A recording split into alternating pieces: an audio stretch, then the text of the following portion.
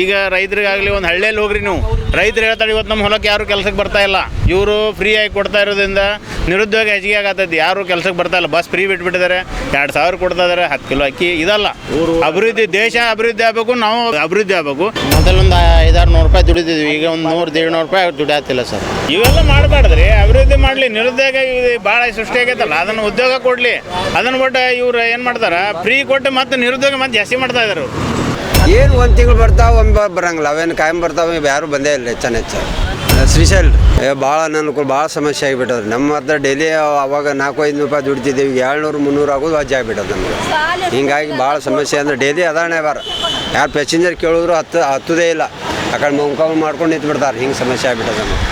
ಏನು ಒಂದು ತಿಂಗಳು ಬರ್ತಾವೆ, ಒಂದು ಬರಂಗಿಲ್ಲ, ಅವೇನು ಕಾಯಂ ಬರ್ತಾವೆ, ಯಾರು ಬಂದೇ ಇಲ್ಲ. ಹೆಚ್ಚು ನಾವು 4 ಜನ ಅದೀವಿ, 2 ಮಕ್ಕಳು, ನಾವು 2 ಗಂಡ ಆಡ್ತೀವಿ. ಅವರು ಹೆಣ್ಮಕ್ಳು ಹೋಗ್ತಾರೆ ಕೂಲಿ ಕೆಲಸಕ್ಕೆ.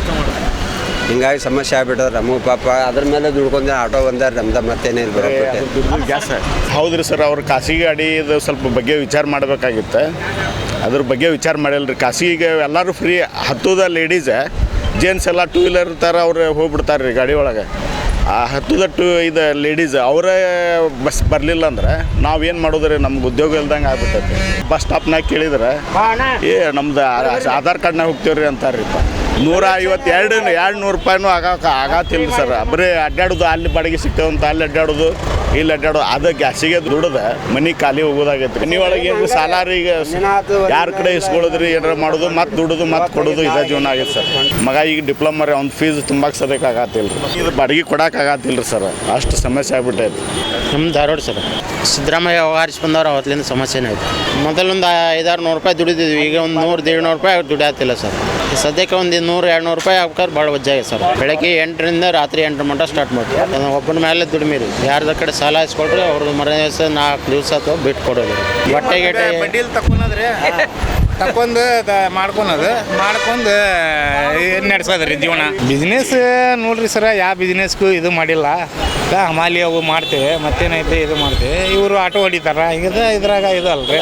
ಒಬ್ಬೊಬ್ಬರಿಗೆ ಬಂದವ್ರಿಗೆ ಒಬ್ಬೊಬ್ಬರಿಗೆ ಬಂದೇ ಇಲ್ಲ. ಅದನ್ನ ಹೇಳ್ಕೊಂತ ಹೋದ್ರೆ ಇದು ಇಲ್ರಿ ಸರ, ನಾವು ಇದು ಮಾಡೋಲ್ಲ.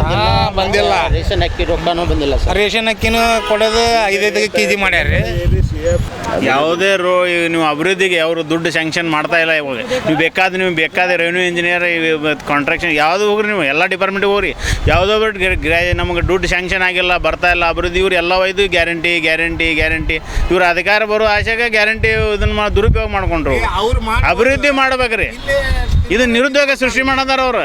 ಈಗ ರೈತರಿಗಾಗಲಿ ಒಂದು ಹಳ್ಳಿಯಲ್ಲಿ ಹೋಗ್ರಿ ನೀವು, ರೈತರು ಹೇಳ್ತಾರೆ ಇವತ್ತು ನಮ್ಮ ಹೊಲಕ್ಕೆ ಯಾರು ಕೆಲಸಕ್ಕೆ ಬರ್ತಾ ಇಲ್ಲ, ಇವರು ಫ್ರೀ ಆಗಿ ಕೊಡ್ತಾ ಇರೋದ್ರಿಂದ ನಿರುದ್ಯೋಗ ಹೆಚ್ಚಿಗೆ ಆಗತ್ತೈತಿ, ಯಾರು ಕೆಲಸಕ್ಕೆ ಬರ್ತಾ ಇಲ್ಲ, ಬಸ್ ಫ್ರೀ ಬಿಟ್ಬಿಟ್ಟಿದ್ದಾರೆ, 2,000 ಕೊಡ್ತಾ ಇದ್ದಾರೆ, 10 ಕಿಲೋ ಅಕ್ಕಿ. ಇದಲ್ಲ ಅಭಿವೃದ್ಧಿ, ದೇಶ ಅಭಿವೃದ್ಧಿ ಆಗಬೇಕು, ನಾವು ಅಭಿವೃದ್ಧಿ ಆಗಬೇಕು, ನಿರುದ್ಯೋಗ ನಿರ್ಮೂಲನೆ ಆಗಬೇಕು.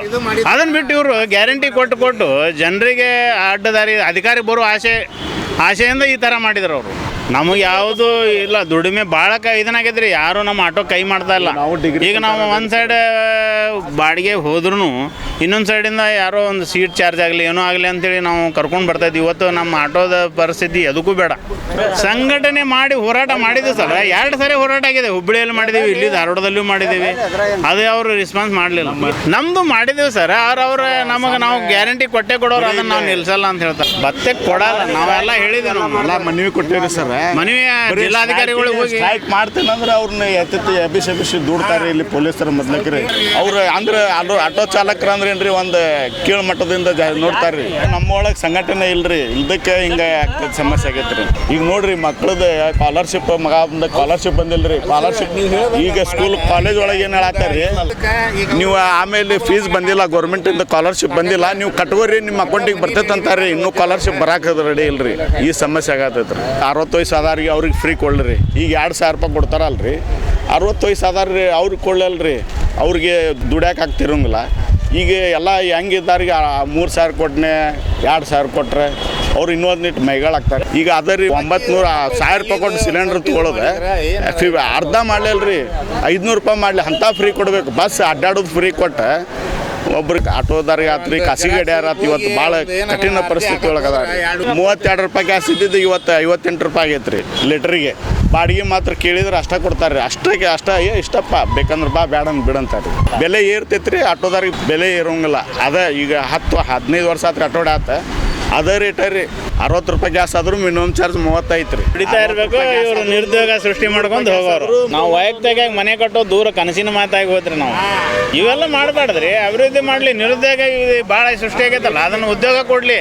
ಅದನ್ನು ಬಿಟ್ಟು ಇವ್ರು ಏನು ಮಾಡ್ತಾರೆ, ಫ್ರೀ ಕೊಟ್ಟು ಮತ್ತೆ ನಿರುದ್ಯೋಗ ಮತ್ತೆ ಜಾಸ್ತಿ ಮಾಡ್ತಾ ಇದ್ದಾರೆ ಇವರು. ಫ್ರೀಯಿಂದ ಯಾವುದೋ ಅಭಿವೃದ್ಧಿ ಆಗೋದಿಲ್ಲ. ಪ್ರತಿಯೊಂದು ಜಿಲ್ಲಾ ಒಳಗೆ ಆಟೋ ಚಾಲಕರ ಆಶ್ರಯ ಮನೆ ಕೊಡ್ತಾರೆ. ಆಟೋ ಕಾಲನಿ ಅಂತೇಳಿ ಧಾರವಾಡ ಜಿಲ್ಲೆಗೆ ಇವತ್ತಿನವರೆಗೂ ಯಾವುದು ಆಶ್ರಯ ಮನೆಯೂ ಇಲ್ಲ ರೀ. ಆಟೋ ಕಾಲನಿ ಅಂತೇಳಿ ಇದು ಮಾಡ್ಕೊಡ್ತಾರೆ. ಆಲ್ಮೋಸ್ಟ್ ಜಿಲ್ಲಾ ಒಳಗೆ ಅದಾವ. ಧಾರವಾಡ ಜಿಲ್ಲಾ ಒಳಗೆ ಇಲ್ರಿ, ಯಾವ ಸೌಲಭ್ಯನೇ ಇಲ್ರಿ. ಎಲ್ಲ ಮನವಿ ಕೊಟ್ಟೇವ್ರಿ ಸರ್. ಮನೆ ಸಂಬಂಧ ಎಲ್ಲ ಕೊಟ್ಟೇವಿ.